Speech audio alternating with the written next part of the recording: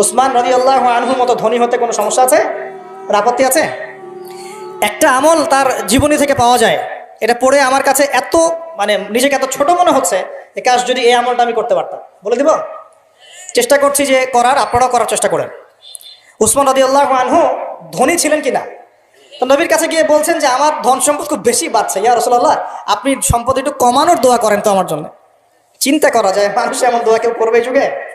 আচ্ছা, নবী সাল্লাল্লাহু আলাইহি ওয়াসাল্লাম বললেন তুমি উটের পিঠে, গাধার পিঠে খাওয়া দাওয়া করো, ঠিক আছে, খাওয়া দাওয়া করো। তো তিনি খাওয়া দাওয়া করেন।